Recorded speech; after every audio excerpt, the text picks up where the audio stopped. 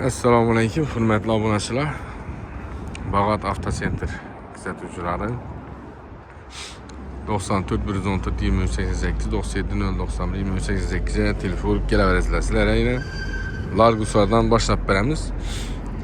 2021-yil toza morda Vesta motor kraskasi absolut toza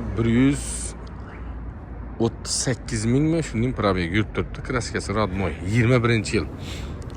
Shtampovoy diskada yumshoq balonlar bor.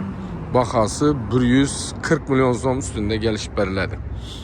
Kredit alaman desangizda 85 milyon so'mgacha kredit chiqarib beriladi ekan. Desangizda kredit ham chiqarib beraveramiz. Barter variant ham bor. 2018-yil Cross e'tibor etasizlar. Yumshoq balonlar bor. Polni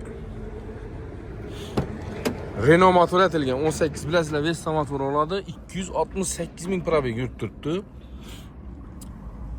7 mesta Zavodskoy Cross tela to'shalgan, chexol polik hamma vaji bor. Kraskasi absolut родной. Ko'rishingiz mumkin. 3 tane 30lik metan ham bor. 7 mesta aynalar ham ochiladi. Bahası 115 milyon so'm. Kelishib beriladi. 1,5 so'm ustunda kelishib beraman dedi egalari.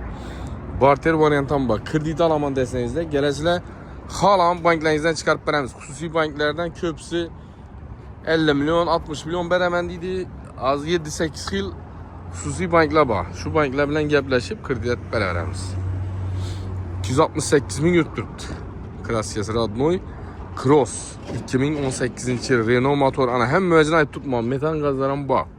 3 tane 30lik gaz bor. Kraskasi родной. Bosib beraverasizlar. Satıladigan mashinalarınız olsa şu nömrelere müracaat etip bemalol mashinalarınızı ekkelinglar. Şöyle besplatnik qisqa muddat ichida reklama etib satib beramiz. Hammaga omad. Novruz ayyomi hamma muborak bo'lsin. Kommentariyada fikr qoldirishni unutmaymiz. Hammaga rahmat. Sog' olasizlar.